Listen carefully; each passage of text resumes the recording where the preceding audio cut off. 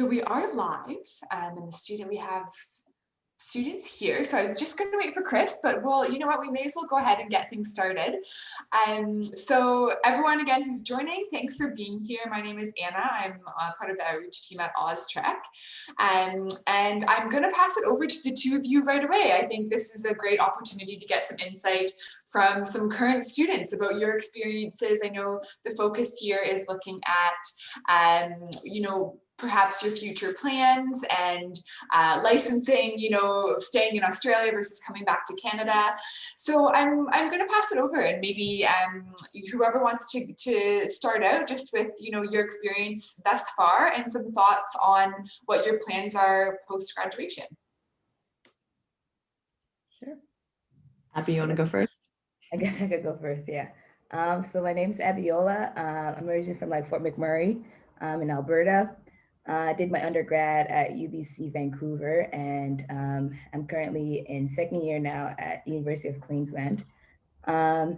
So essentially my first year in medical school at UQ has just been, you know, it's been a roller coaster ride, I'm gonna be honest with you, but overall it's been a very rewarding and just amazing experience. The teaching staff at UQ are just, you know, top, just experts in their field, and it really amazed me how much of an effort UQ put into making sure our studies were uninterrupted even in these odd times.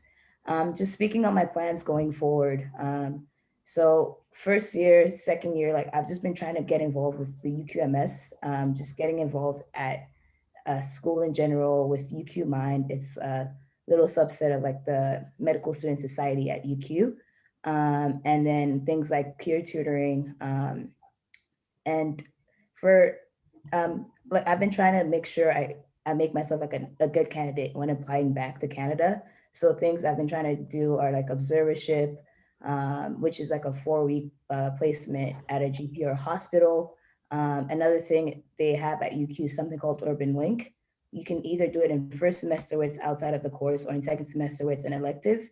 And it's essentially extra time to practice your clinical skills and talking to patients and those type of things, which is pretty important for the NAC OSCEs, something us international students have to do coming back to Canada. So those type of activities like the Urban Link and observerships is just gonna help me get more comfortable with, you know, doing really well at that examination and hopefully making myself a good candidate as for residency. And then third years, we can do rotations internationally, but I guess it just depends on how the travel and everything's looking in third year. Hopefully everything is settled by then. But I've been told that doing observership or rotations in Canada is beneficial, so you can get those references. Yeah, that's all I have for now. I'm just gonna give Laura an opportunity to speak on that too. Well, thanks, Abby. Yeah, I definitely second pretty much everything Abby has said.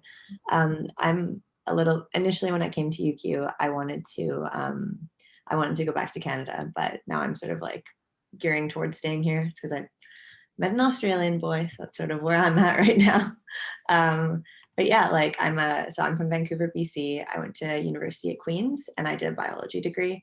I think doing bio instead of doing something like the biomed equivalent, which a lot of the students have here, it was a bit challenging starting first year, but probably by week 6, I think I got the hang of things. And there's a huge Canadian presence at UQ. So if you guys reach out to any of us, we're happy to help. That really helped me sort of to try to figure out what exactly would work for me going forward with my studies and comparing it to Canadian university.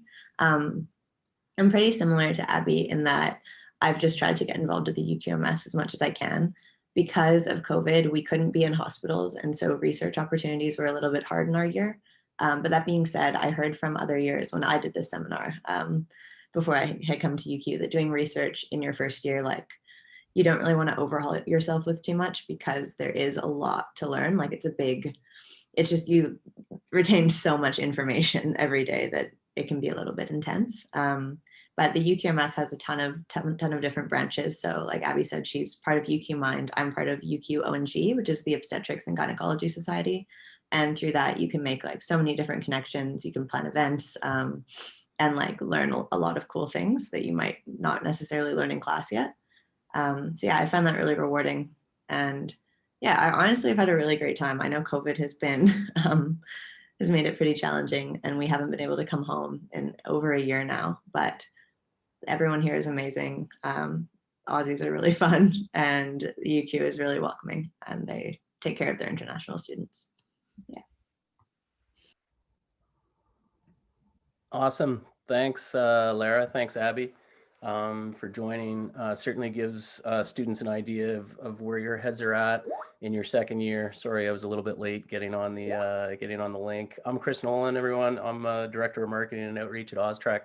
And I just want to thank Abby and Lara for making time in their busy schedules for this. And it just helps everyone make a well-informed decision on some big decisions, big life decisions. So it wasn't that long ago you two were sitting in a similar position. So I'm going to give a little overview of medical licensing and mostly speak to the Canadian pathway, just given time constraints. I know, Abby, both yourself and Lara have touched on it with two of your options are obviously what most students do is try to come back to Canada or stay in Australia for lots of different reasons, whether they meet someone or otherwise. And so if you can stick around, great, for some questions at the end or for some other perspective. And if not, totally get it.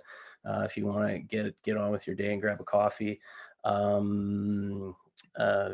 go for it. So without further ado, I'm going to share my screen and get into some medical licensing slides. And so if someone could just let me know if they can see my screen,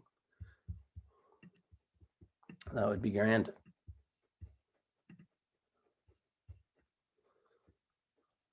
Can you guys see it okay? Yeah, okay, very good. So a couple things for you guys to consider is, why are you looking to study in Australia? Certainly the institutions in Australia are the highest quality. UQ's in the top 50 medical school in the world. Several are in the top 50. Not that it's all about rankings. Very similar medical education system compared to Canada. Similar healthcare issues. For example, rural healthcare is a big deal in Australia. It's a sparsely populated country, just like Canada.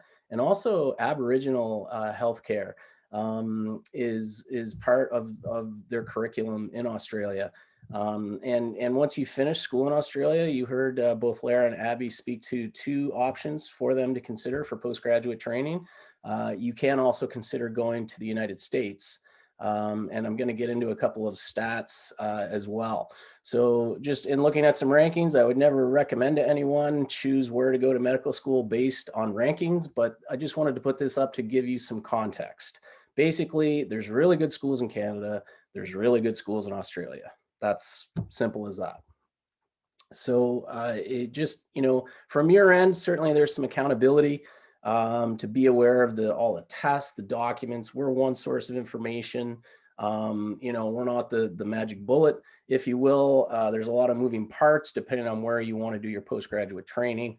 And I think Abby and Lara could both attest to that. So I'm just going to touch a little bit on the returning to Canada pathway. Given our time, we've got about 15 minutes to go through this. Usually I do this presentation in about an hour, so you can appreciate that we're not going to get into each and every pathway.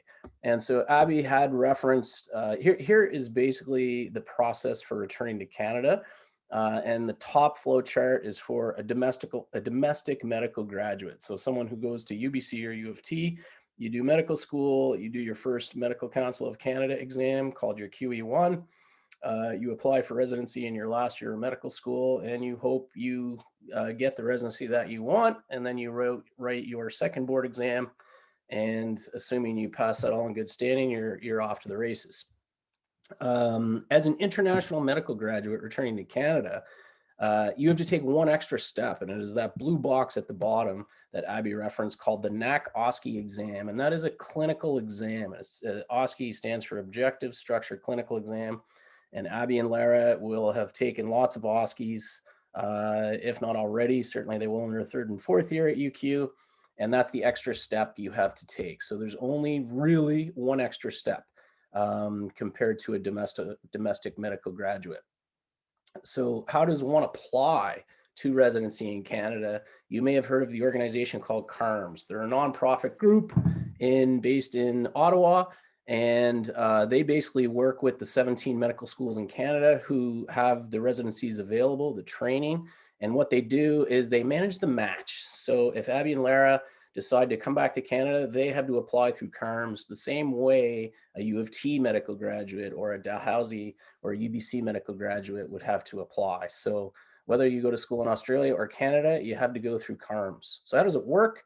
You basically submit a list to CaRMS of where you'd like to practice. If you want to do family medicine and you live in, say, Ottawa, you would put University of Ottawa first. You might say, okay, if I don't match there, Kingston's pretty close to Ottawa, so I'll apply to Queen's. And if that doesn't work out, I'll apply at U of T. And then you go and you do interviews, you apply to do interviews at those programs, and the programs then submit a list to CaRMS saying, you know, we really liked Abby. She answered this question better than Lara when it came to OB-GYN, so we're gonna rank her higher. Sorry, Lara. And so they rank candidates the same way you rank programs, and you both submit a list to CaRMS, and they have a computer algorithm that matches these lists and spits it out on March 1st of every year. It's quite a stressful day. Arguably some sleep is lost the last night of February, I'm guessing. And so they don't decide who gets matched. That's ultimately the programs, but they just manage the process. They're an administrator. But they're important because everyone applies to them, and they also provide statistics. And so I'm going to get into some statistics as well. And so if you look at CaRMS, they have CaRMS.ca, and if you go to reports, they have got a ton of statistics on matching for international medical grads as well as Canadians. So supply does not equal demand, and so there is some risk. You may not get matched in residency in Canada. And so what are your options? So the overall IMG match rate in 2020 was 29% for, if you take IMGs from all over the world, so anywhere outside of Canada is considered an international medical grad. If you put all of those medical graduates, whether you did medical school in Brazil, in Russia, in France, or in Australia, you're considered an IMG. And so they had less than a 30% match rate last year. Canadian medical grads match at 95%. So there is risk for you to consider. And so if we look at regional match rates, sorry for that scrolling. So, and this is taken from CaRMS website. And so you can see Australia, which we've highlighted here, is deemed Oceania/Pacific Islands. And so that's basically all of the medical schools. There's roughly 20 in Australia, plus the ones in New Zealand. There's 2 or 3 there. There's another in Tassie as well. So if you bundle all of them in together, you can see the final participation numbers as well as the matching percentages. And so in 2020, it was 63%. And so 63% of students, Canadians who went to Australia and went to medical school matched and got residency in Canada. So, you know, if you compare it to the other numbers on this chart, they're basically the best numbers that are out there. So the overall N is lower than some regions than Europe, for example. But if you look at just the raw percentages, Australia has a really good match rate. So why is that? So it gets back to, you're going to a high quality institution. The medical system is very similar to Canada. You're getting good training at good schools, bottom line. And a lot of what you learn in Australia, rural, remote, Indigenous healthcare, is very applicable, very transferable back in Canada. So how do you improve your chances?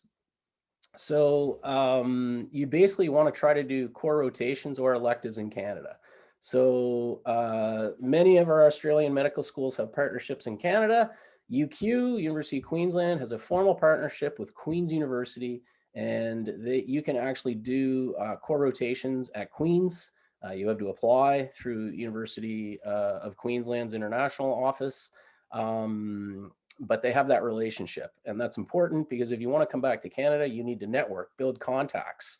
You also need to do well on those tests that we talked about in earlier slides, like the NAC-OSCE and the first Medical Council of Canada exams. So prepare well in advance for those.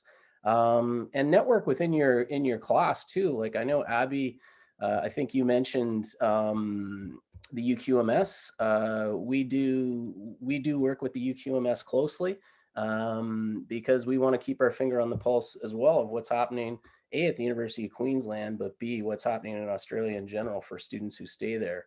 And although we're not going to get into the Australian pathway in tonight's presentation, a lot of our students are choosing to stay in Australia because they can for residency. Your chances of getting residency in Australia, known as an internship, is very good. There are no guarantees. However, everyone, to our knowledge, who's wanted an internship in Australia has gotten one. So it may not be in downtown Brisbane, but you will get postgraduate training. You will get in the system in Australia at a higher rate than you will in Canada. So part of improving your chances in Canada anyway is doing overseas placements. So all of our university partners offer at least one overseas clinical placement. You can see the University of Queensland offers 4. James Cook University is a 6-year program. It offers more, it's able to offer more, but bottom line, they all offer at least one. And lots of our students who are interested in coming back to Canada choose that. So in terms of time, we're doing pretty well. I'm not answering questions. I actually can't see the chat right now. But I will talk a little bit about the Australian pathway. I'll take 5 minutes and talk about that. So we talked about the similar healthcare issues in Canada. Supply equals demand for internships. So internationals who've wanted an internship have gotten one. That can change in 4 years. However, in the last half dozen years, and we speak to our uni partners all the time, anyone who's wanted one has gotten one. So doctors, Australia needs doctors, it's on their skilled migration list. Your chances of internship are very good. And again, no guarantees. So here is the pathway for Australia. So how do you make it happen in Australia? It's a little different in Australia. They take a little more time. If you do residency in Canada, you basically need to decide in your final year of medical school what it is you want to be, whether that's an OB-GYN, a plastic surgeon, and you apply for that particular residency. In Australia, there's basically 2 extra years and they're highlighted there. So you do med school, whether you do a 4-year program or a 6-year program, and then you have to do what's known as an internship year.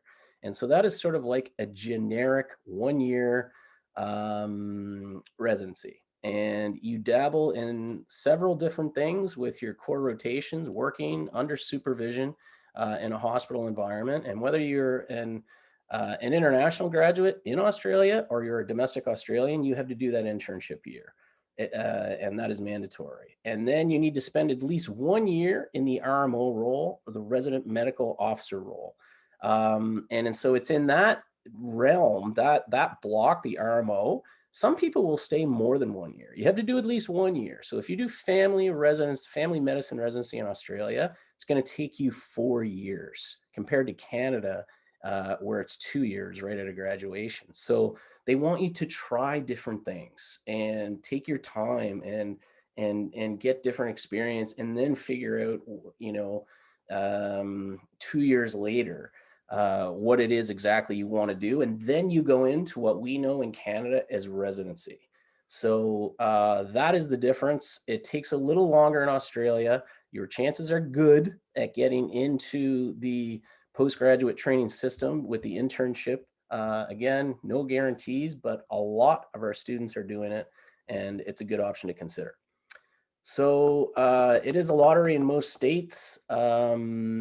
It's recognized training. The last bullet there is important because Canada, the Canadian Medical, the Royal College and the College of Physicians and Surgeons of Family Medicine, they recognize training in Australia. They recognize Australia, South Africa, UK, Ireland, and I'm forgetting one country, but bottom line, if they recognize it, you can do residency in Australia and come back to Canada without having to jump through a gazillion hoops. There's still going to be hoops to jump through because you're still going to have to deal with your respective college within your province, and that's a whole other conversation, but it's certainly a lot easier going to a country to do residency training where that training is recognized if it compared to one that isn't recognized, if that makes any sense. And so here's just a breakdown of the Australian internship. You can see the salary range. My understanding is you work slightly less than Canadian residents, and you make slightly more than the Canadian residents. But very similar training. It's basically 47 weeks out of the year with 5 rotation blocks. So that's kind of the breakdown there. And here, what are my chances? So the federal government in Australia, they haven't done one in a couple of years, these audits, but basically in 2019, there were just about 3,500 internship positions available, and there were 3,222 accepted positions. So there were actually vacant spots. So it's supply equals demand. So that's really it. There is a junior doctor training program that's worth researching, actually, because as a backup plan, Australia is a very viable one. And there's actually a program, the Junior Doctor Training Program, that is an initiative by the federal government in Australia that basically funded $500 million towards internships in rural and remote areas. And the highest priority people in that program are international medical grads. So Canadians, for example, who've gone to medical school in Australia. So it's a really cool program. I think that Lara and Abby maybe have some colleagues who do some rotations at Greenslopes. I know that's, which is like a 10-minute drive from the St. Lucia campus. So it's not necessarily in the outback. So a really good option for you to consider. And given our time, I wanted to leave a little bit of time for questions, but that's sort of, I really ran through those slides pretty quickly. There's a lot of information there. Like I said, usually it takes me an hour to do this presentation. We will be doing one next month, either myself or my colleagues, Anna or Sarah. So those are 2 pathways for you to consider. I'm gonna stop sharing my screen now. And I did a ton of talking. So Abby and Lara, thank you for tolerating all of that. And if there's any questions, I'm going to go into the chat. I think there's some questions. Is the rotation abroad guaranteed? No. It's not guaranteed, basically. There's a question. I don't know if you saw it, Abby. Hello, Abby. If you feel comfortable enough, what was your GPA and MCAT when applying to UQ? You're on mute right now, Abby. Hey, Chisholm, it was 3.7 GPA, and then MCAT was, it's been a while. MCAT was like 508, I think. I wrote it once, but yeah, MCAT was 508, GPA was 3.7. Great, thank you. There's a question. So there's 2 questions. There's one from Shill. Is there an anticipated decrease or increase in Australian internships available in the next few years? That's a tough question, Shill. Like, things can change. So it's been very stable in that space in the last 7-8 years.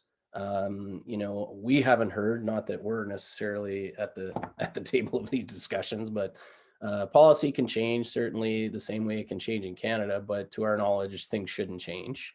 There's another question from Liam. Can you simultaneously apply to CaRMS and Australia?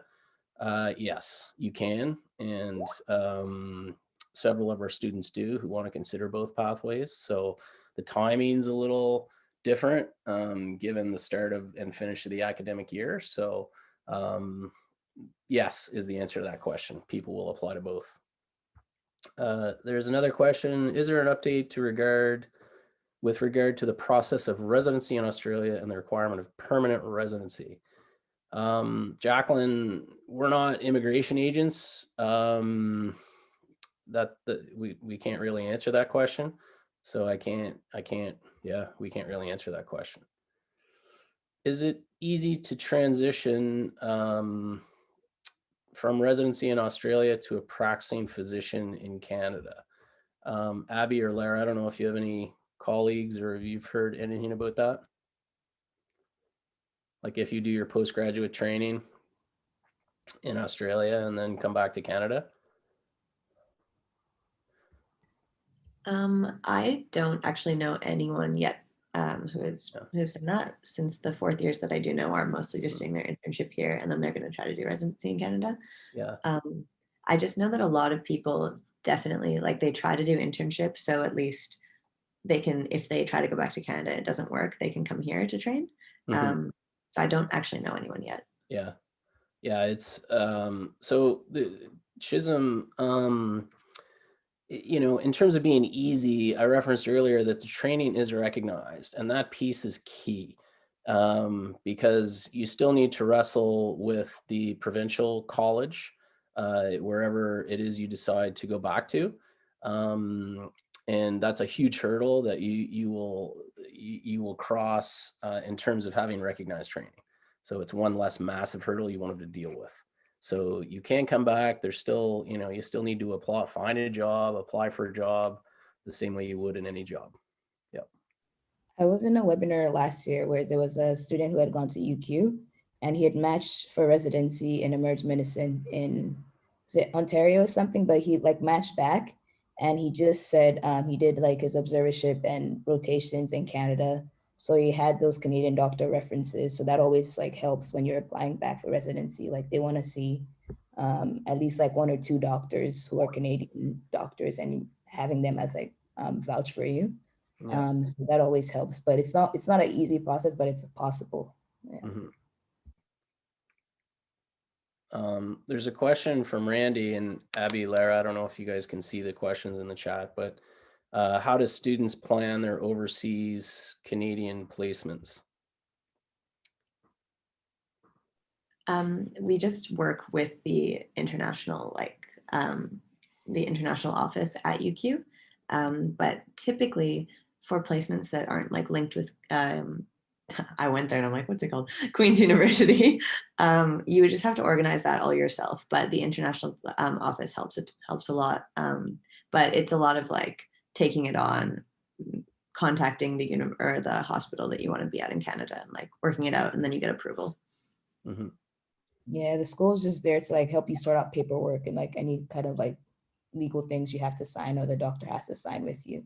But you have to like seek out the hospital you want to work at in Canada and like contact them and make those arrangements. Okay, thank you. And just a point I'll make about that is, you know, the schools want you to take rotations overseas because they know it can lead to a more likely outcome of gaining residency. So they you know, they encourage it. They want you to do it. So you know, bear that in mind. It's not like they're against you doing it. They want you to do it. Yeah, and get some global experience. And it doesn't, you know, they'd like you to go anywhere within reason, as long as it's safe and everything. But yeah, it doesn't necessarily have to be Canada. I mean, you could go to lots of different countries and check out their healthcare there and get a life experience in another country.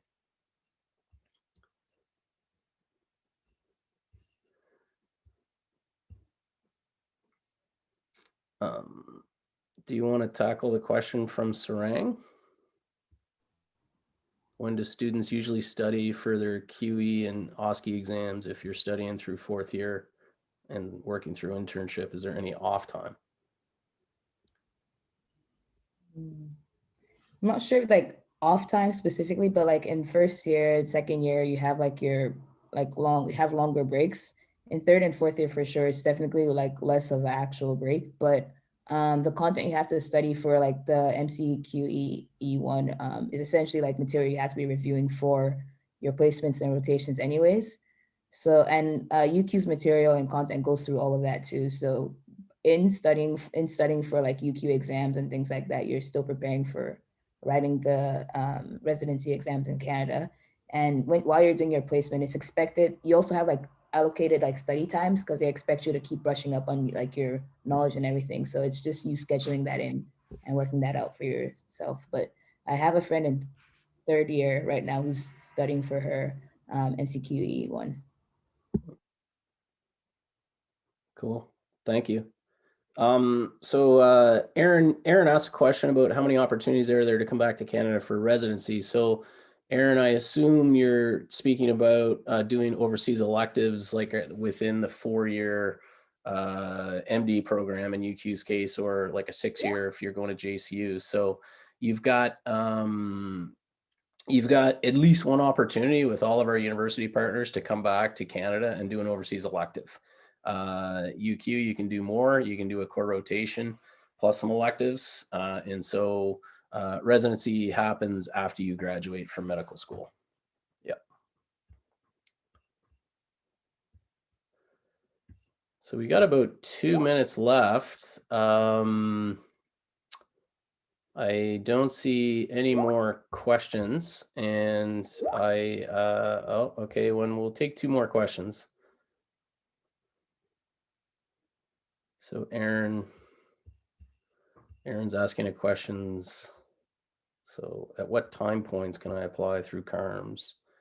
So you would apply to CaRMS in your final year, your 4th year, in September, in the fall. So that's the beginning of the Canadian academic year. So medical students in Canada apply for CaRMS in September, the start of their final year. That is the graduating point of your 3rd year, basically, in Australia. And so you would even do it when you graduate from Australia, because you apply in September to Canada, you do interviews in, say, January, and you find out in March if you match, and then you start your residency in Canada, I think July 1st, if memory serves me correctly, right around Canada Day. Yeah. So hopefully that sheds a bit of light on the process. Whereas you graduate in October in Australia, you apply for the internship in Australia if you decide to stay there in the fall, the late fall, and then you find out in December if you get an internship, and you start the internship in January. So people will start that internship, and then if you've applied to programs in Canada and you get interviews, you'll fly home for those interviews in the middle of your internship, and then fly back to finish your internship, basically. Yep.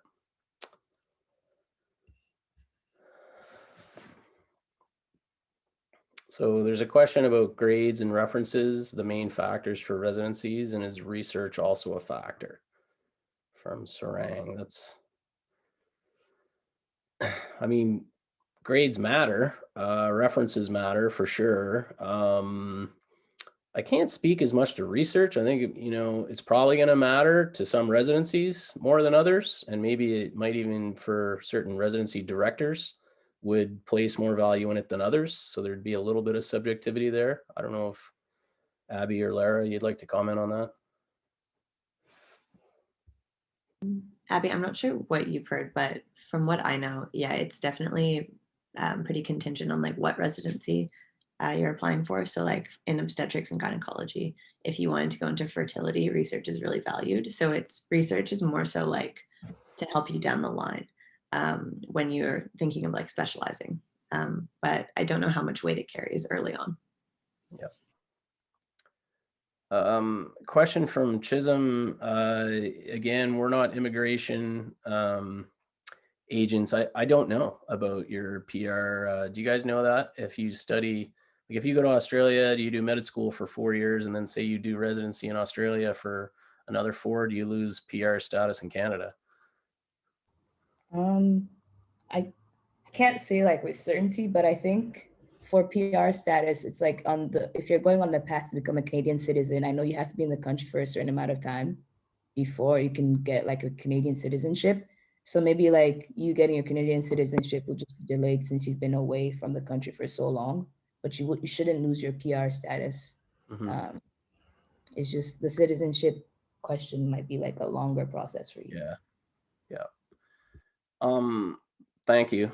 So Abby and Lara, thanks very much. I really want to thank you guys for coming on and sharing your experience and sort of where your heads are at in terms of looking for setting the table, if you will, for postgraduate training. It was really helpful, and I know that the students on here appreciated all your context. So thank you. thanks so much for having us, and Yeah. nice to talk to you guys. Yeah. Yes. Enjoy your day in Brizzy.